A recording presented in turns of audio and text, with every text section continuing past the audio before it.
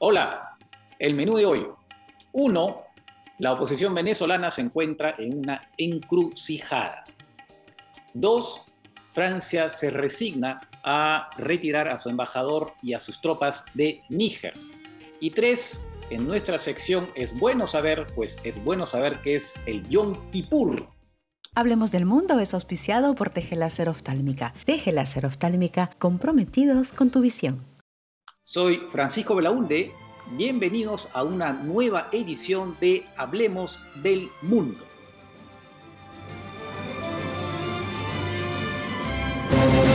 La primaria es indetenible. Las fuerzas democráticas están trabajando sin descanso para brindarles la oportunidad a los venezolanos de expresarse este 22 de octubre con su voto.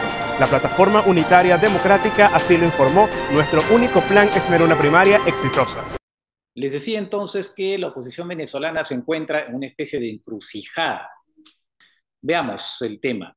Ustedes recordarán que había un diálogo patrocinado por México entre el gobierno de Maduro y la oposición venezolana. Uno de los temas principales de ese diálogo era justamente la organización de elecciones generales el próximo año.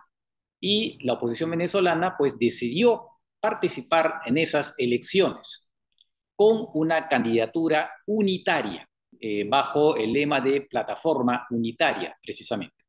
Y bueno, tomada esa decisión, pues se esperaba, ¿no?, que el gobierno de alguna manera mantuviera sus promesas. Pero ¿qué ha pasado?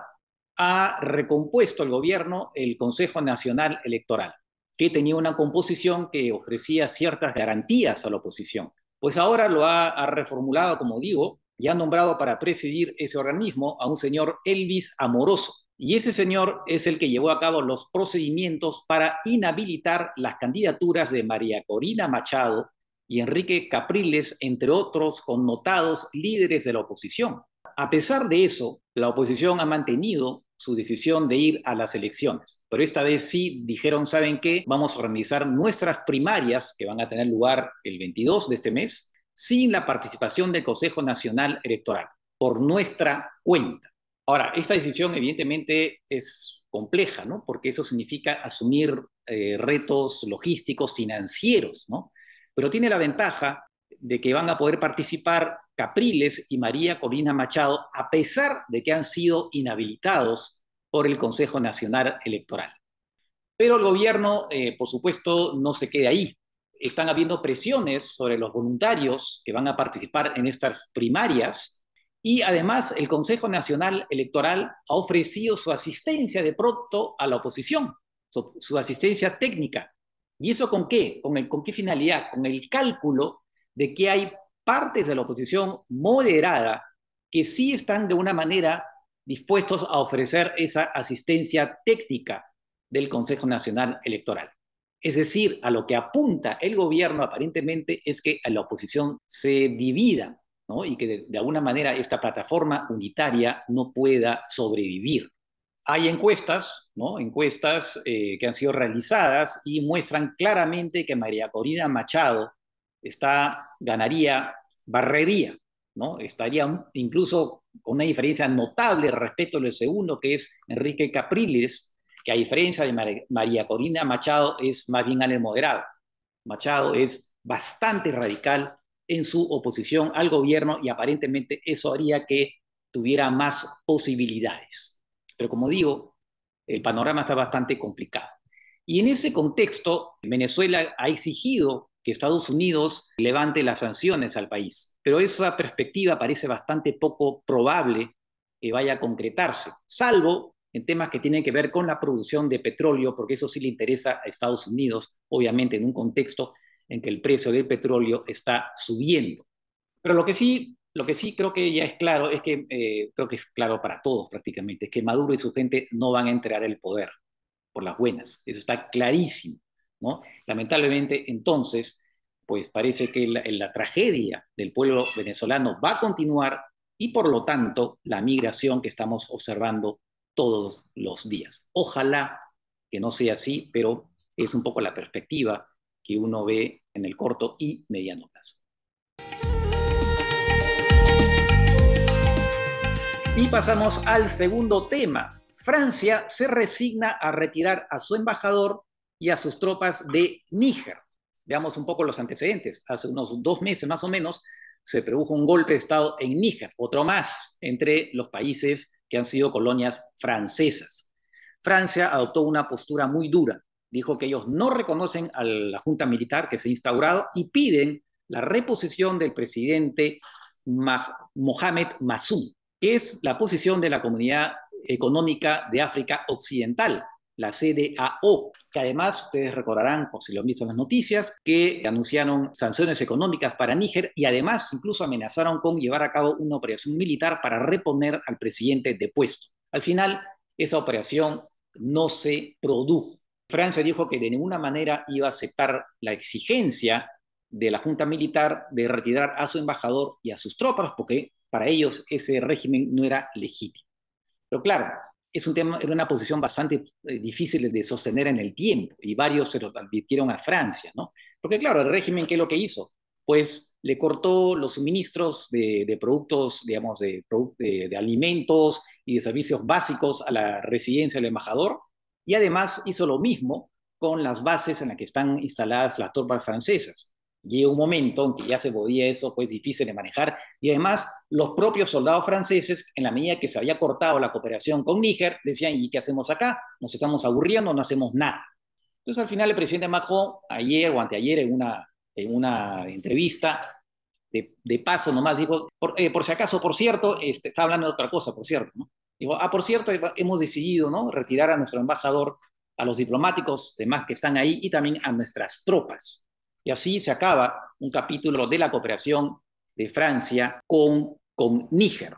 Y en cambio Estados Unidos, que también tiene tropas en Níger para combatir a los yihadistas, como los tenía, bueno, los tiene todavía Francia, pero ya se van, tiene más o menos 1.200 soldados, ha sido bastante más prudente en su reacción al golpe y hasta ahora, por lo menos, la junta militar no ha conminado a los norteamericanos a retirar sus tropas. Vamos a ver qué pasa en los próximos meses. Ahora, obviamente, esta situación es un golpe muy fuerte para Francia en lo que concierne a su estrategia para combatir a las fuerzas yihadistas. Todavía Francia, en la zona del Sahel, tiene un remanente de 1.000, un poco más de 1.000 soldados en Chad. Pero claro, ante todo lo que está pasando, ¿no?, tal como van las cosas, seguramente el presidente Macron y el gobierno francés van a reevaluar la presencia de Francia en Chad y a ver qué pasa, qué hacen finalmente respecto de la lucha contra los grupos yihadistas. Y todo eso tiene que ver con un sentimiento antifrancés que se ha ido desarrollando, ¿no?, amplificado sin duda por la propaganda rusa. Es verdad que hay errores franceses que han llevado a esto, pero obviamente propaganda rusa en esto, y obviamente también instrumentalizado por los militares que han ido tomando el poder en los diferentes países que fueron ex colonias francesas. Y bueno, también algunos hablan de intelectuales, ¿no?, que tienen esta teoría de la descolonización, ¿no?, que de alguna manera también han alimentado este sentimiento antifrancés, pero por supuesto sin dejar de lado los errores, ¿no?, cometidos por Francia en sus políticas.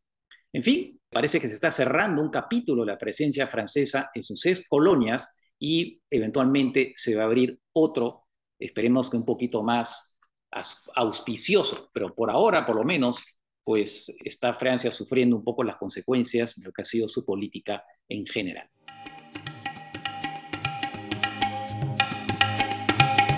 Y pasamos ahora a nuestra sección Es Bueno Saber.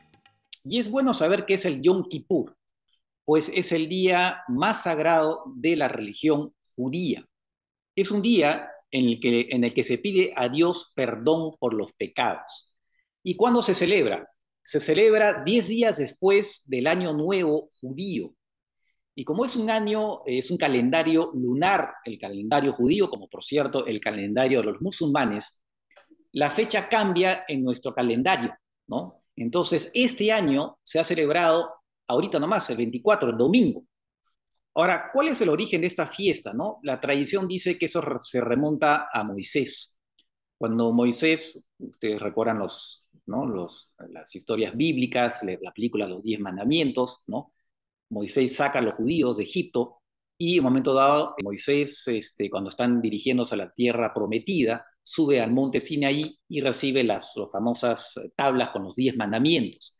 Y Moisés baja y se encuentra, se había demorado bastante, se encuentra que el pueblo, que estaba desesperado, habían comenzado a adorar un becerro de oro. Y Moisés se pone furioso, ¿no? Rompe las tablas, pero al final el pueblo pide perdón por sus pecados, ¿no? Y es perdonado. Aunque los historiadores dicen que en realidad ese tema de la fiesta de Yom Kippur habría sido añadido un siglo después de la destrucción del segundo templo, de la segunda destrucción, perdón, del templo de Jerusalén.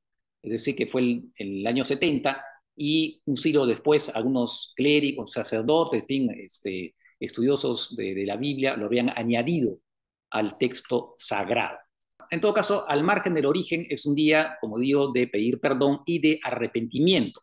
Y también de sacrificio, en el sentido que hay ayuno, ¿no? Hay ayuno, no se puede tomar ni beber, no se puede vestir zapatos de cuero, no se pueden usar joyas, no se pueden tener relaciones sexuales. En Israel no hay vehículos que circulen, vehículos automotores, ¿no? En cambio, sí las bicicletas.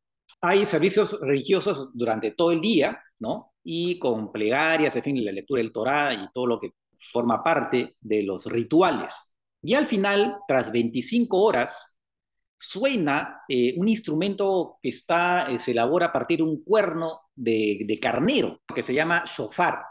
Y tras eso se termina este día y ya la población por fin se reúne en familia y pueden cenar, comer nuevamente. Ustedes verán que es un ayuno mucho más corto que el de los musulmanes, ¿no? Que dura 30 días, que se hace todos los días desde que el sol se levanta hasta que se acuesta, ¿no? Acá es solamente 25 horas, nada más. Lo interesante, un dato interesante, es que el origen de la expresión chivo expiatorio viene de esta celebración o conmemoración, si se quiere, porque en un momento dado la conmemoración también incluía que el clérigo lo que hacía era narrar sus pecados agarrando la cabeza precisamente de un chivo, ¿no? Entonces, de alguna manera, el chivo recibía toda esta narración, ¿no? De los pecados, ¿no? Y al final el chivo era abandonado o también en algunos casos también sacrificado. Así que, como digo, pues este es un día muy importante, como digo, el día más sagrado para los judíos. Dicho sea paso, también está ligado a un acontecimiento histórico, que es la famosa guerra del Yom Kippur de 1973, cuando Egipto atacó a Israel para intentar recuperar territorios que Israel le había quitado en 1967, y se produjo precisamente en este periodo del Yom Kippur, y por eso es conocida esa guerra como la guerra del Yom Kippur. Muy bien, hemos llegado al final de esta edición. Cuídense y nos reencontramos en la próxima. Chau, chau.